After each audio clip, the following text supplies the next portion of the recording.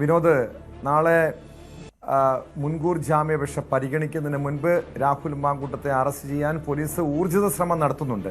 ഇന്നലെ CPM നേതൃത്വം ഉന്നയിച്ച ആരോപണം കോൺഗ്രസ് നേതാക്കൾ തന്നെയാണ് രാഹുൽ മാങ്കൂട്ടത്തിന് ഒളിവിൽ കഴിയാൻ സൗകര്യമൊരുക്കുന്നതെന്നാണ്. പ്രത്യേകിച്ചും ഇയാൾ കർണാടകയിലേക്ക് കടന്നിട്ടുണ്ടെങ്കിൽ കോൺഗ്രസ് ഭരിക്കുന്ന സംസ്ഥാനമാണ്. അവിടെ കോൺഗ്രസ് പ്രത്യേകിച്ച് ഈ തെരഞ്ഞെടുപ്പിന് മുൻപ് രാഹുൽ മാങ്കൂട്ടം അറസ്റ്റിനായിക്കഴിഞ്ഞാൽ, പ്രത്യേകിച്ച് നേരിടുന്ന ഒരു കോൺഗ്രസ് നേതാവ് അറസ്റ്റിനായിക്കഴിഞ്ഞാൽ അത് വലിയ തിരിച്ചടി ഉണ്ടാകുമെന്ന ഒരു വിലയിരുത്തലുണ്ട്. അതുകൊണ്ട് തന്നെ ഒരു പാർട്ടിയുടെ അറിവോട് കൂടി രാഹുൽ മാങ്കൂട്ടത്തിന് ഒരു ഒളിത്താവളം ഒരുക്കുന്നു എന്ന് തന്നെ സംശയിക്കണം.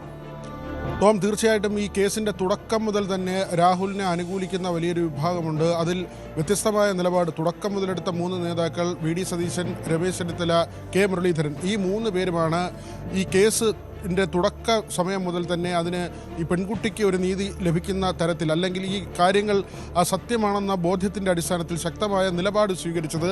ഈ 3 നേതാക്കൾ തുടക്കം മുതൽ ഒരേ നിലപാട് സ്വീകരിച്ചു. പക്ഷേ നമ്മൾ കണ്ടതാണ് ഈ തദ്ദേശ തിരഞ്ഞെടുപ്പുമായി ബന്ധപ്പെട്ട് പാലക്കാട് പല സ്ഥലങ്ങളിൽ രാഹുൽ മാങ്കൂട്ടം കോൺഗ്രസ് നേതാക്കളുമായി ചേർന്ന് പല പരിപാടികളിൽ പങ്കെടുക്കുന്നു, അവിടെ വേദി പങ്കിടുന്നു.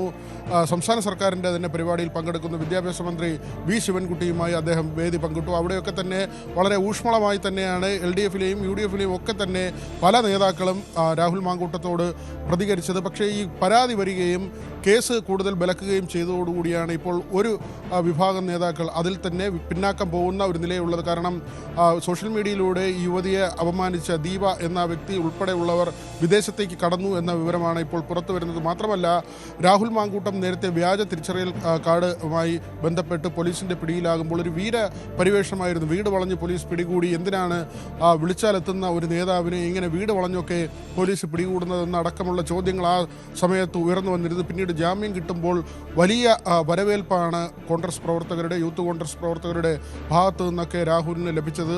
അവിടെ മുതലുള്ള രാഹുലിൻ്റെ കരിയറാണ് ഇപ്പോൾ ഇങ്ങനെ ഒരു വലിയ തകർച്ചയിലേക്ക് വന്ന് നിൽക്കുന്നതെന്ന് നിസ്സംശയം പറയാം.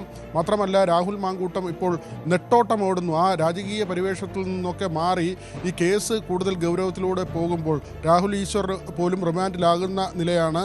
പെൺകുട്ടിയുടെ വിവരങ്ങൾ പൂർണ്ണതോതിൽ പുറത്തു പറഞ്ഞില്ലെങ്കിൽ പോലും ആ പെൺകുട്ടിയെ തിരിച്ചറിയുന്ന തരത്തിൽ, അത് സോഷ്യൽ മീഡിയയ്ക്ക് വേട്ടയാടാൻ കഴിയുന്ന തരത്തിലേക്ക് ആ പെൺകുട്ടിയുടെ ഐഡൻറ്റിറ്റി വെളിപ്പെടുത്തുന്ന അടക്കമുള്ള നടപടികളുണ്ടായി. അതിൻ്റെ അടിസ്ഥാനത്തിൽ രാഹുൽ മാങ്കൂട്ടത്തിന് വേണ്ടി അതിശക്തമായി വാദിച്ച രാഹുൽ ഈശ്വർ ഇപ്പോൾ റിമാൻഡിൽ ജയിലിൽ കഴിയുന്ന സാഹചര്യമാണ്. അവിടെയാണ് തൻ്റെ നില പന്തിയല്ല എന്ന് രാഹുൽ മാങ്കൂട്ടം തിരിച്ചറിയുന്നത്. നെട്ടോട്ടമോടുന്നു എന്ന് തന്നെ പറയാം. കേരളം, തമിഴ്നാട്, കർണാടക തുടങ്ങി വിവിധ സംസ്ഥാനങ്ങളിലൂടെ രാഹുൽ മാങ്കൂട്ടം കഴിഞ്ഞ ദിവസങ്ങളിലായി സഞ്ചരിക്കുന്നു എന്ന് തന്നെയാണ്. ബാംഗ്ലൂർ എന്ന ഒരു സ്ഥലത്ത് കഴിഞ്ഞ ദിവസം രാവിലെ വരെ രാഹുൽ മാങ്കൂട്ടം ഉണ്ടായിരുന്നു എന്നാണ് മനസ്സിലാക്കുന്നത്. ഈ പ്രത്യേക അന്വേഷണ സംഘത്തിലെ ആളുകൾ, ഉദ്യോഗസ്ഥർ അവിടെ എത്തുമ്പോൾ ഉച്ചയോടുകൂടിയാണ് അവർ അവിടെ എത്തുന്നത്. ആ സമയത്തും അതുവരെ ഉപയോഗിച്ചിരുന്ന വാഹനം അവിടെ ഒഴിവാക്കി കർണാടകയിലേക്ക് രാഹുൽ മാങ്കൂട്ടം കടന്നു എന്ന വിവരമാണ് നമുക്ക് ലഭിക്കുന്നത്. മാത്രമല്ല, ആദ്യത്തെ വാഹനം ഓടിച്ചിരുന്ന ആൾ അവിടെ നിന്ന് ഓടി രക്ഷപ്പെടുകയും ചെയ്തു. ഇയാളെ പിടികൂടുന്നതിന് വേണ്ടിയുള്ള ശ്രമങ്ങളും ഊർജിതമാക്കിയിട്ടുണ്ട്.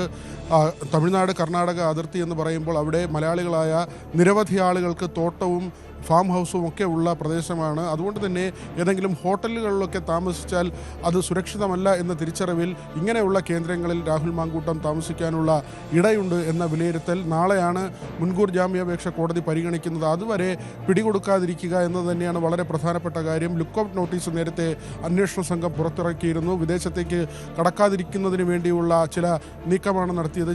ഒരു ഓൺലൈൻ മാധ്യമ സ്ഥാപന ഉടമ അടക്കമുള്ളവർ രാഹുൽ മാങ്കൂട്ടത്തെ വിദേശത്തേക്ക് കടക്കുന്നതിന് വേണ്ടി ചില ചരടുവലികൾ നടത്തുന്നുവെന്ന വിവരം നേരത്തെ തന്നെ പുറത്തു വന്നിരുന്നു. ഇതിൻ്റെ അടിസ്ഥാനത്തിലാണ് ഈ ലുക്കൌട്ട് നോട്ടീസ് പുറത്തിറക്കി വിമാനത്താവളങ്ങളിൽ ഉൾപ്പെടെ അതീവ ജാഗ്രത പുലർത്തുന്നത്. മാത്രമല്ല, ഇപ്പോൾ സംസ്ഥാന സർക്കാർ പോലീസിന് നൽകിയിട്ടുള്ള നിർദ്ദേശവും അങ്ങനെ തന്നെയാണ്. കാരണം മുൻകൂർ ജാമ്യാപേക്ഷ കോടതിയുടെ പരിഗണനയിൽ ഉണ്ടെങ്കിൽ പോലും അറസ്റ്റിന് യാതൊരുവിധ തടസ്സവുമില്ല.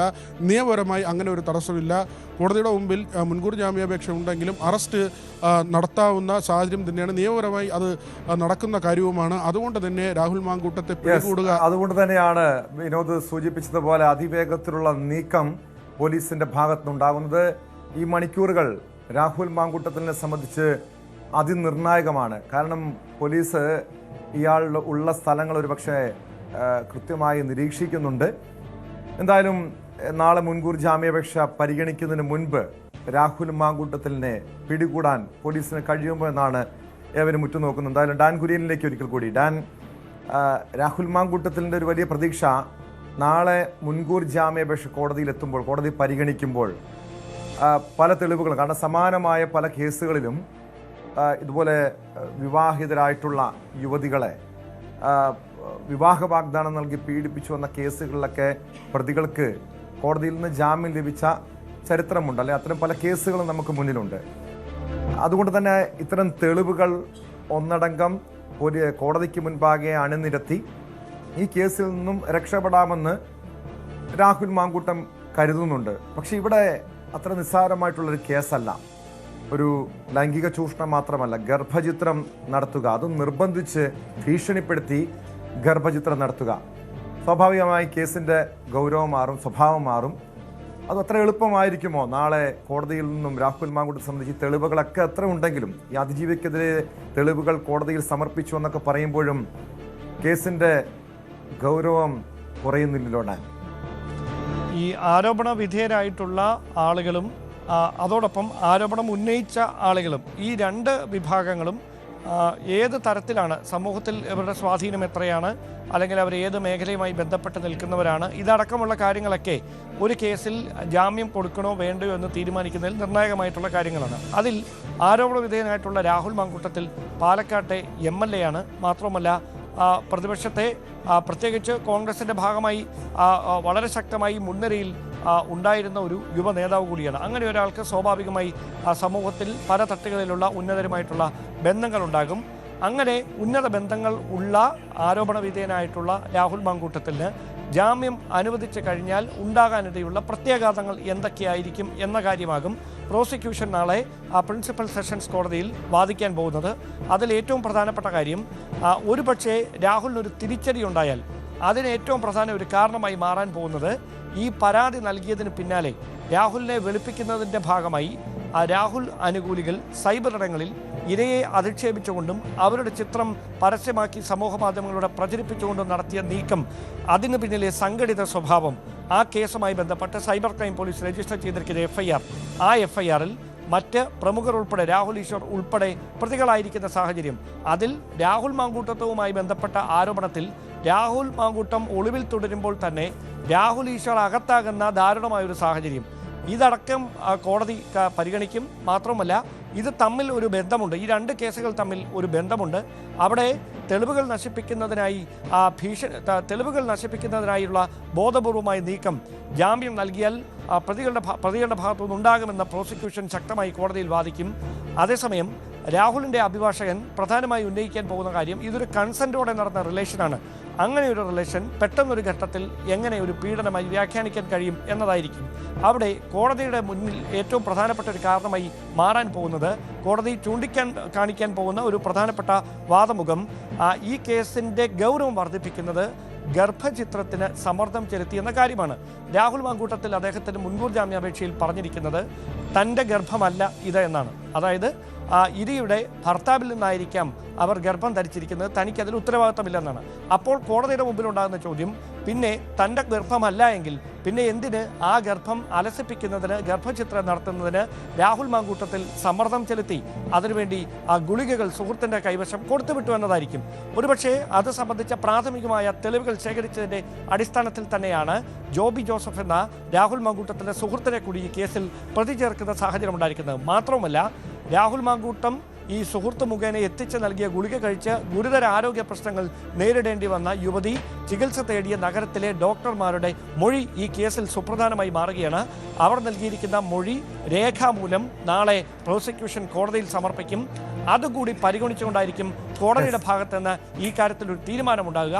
അങ്ങനെ ഒരു അനുകൂല തീരുമാനമായി ഉണ്ടാകുന്നതെങ്കിൽ രാഹുലിനെ അനുകൂലിക്കുന്നവർക്കും അതൊരു ആശ്വാസമായിരിക്കും. മറിച്ച് പ്രതികൂലമായ തീരുമാനമാണെങ്കിൽ ഒരുപക്ഷെ സമാനതകളില്ലാത്തൊരു പ്രതിസന്ധിയിലേക്ക് രാഹുലിൻ്റെ ഭാഗം നീങ്ങും. എന്താണ് സംഭവിക്കുന്നതെന്ന് അറിയാൻ നാളെ വരെ കാത്തിരിക്കണമെന്ന് മാത്രം. അതാണ് ഡാൻ സൂചിപ്പിച്ചതുപോലെ, കോടതിയിൽ നിന്ന് തിരിച്ചടി ഉണ്ടായാൽ രാഹുൽ മാങ്കൂട്ടത്തിൻ്റെ രാഷ്ട്രീയ ഭാവി മാത്രമല്ല, കോൺഗ്രസിന് ഈ തെരഞ്ഞെടുപ്പിൽ കോൺഗ്രസിന് ഈ കേസ് പ്രതിരോധിക്കുക എന്ന് പറഞ്ഞാൽ അത്ര എളുപ്പമാകില്ല. നാളെയാണ് രാഹുൽ മാങ്കൂട്ടത്തിൻ്റെ മുൻകൂർ ജാമ്യാപേക്ഷ കോടതി പരിഗണിക്കുന്നത്.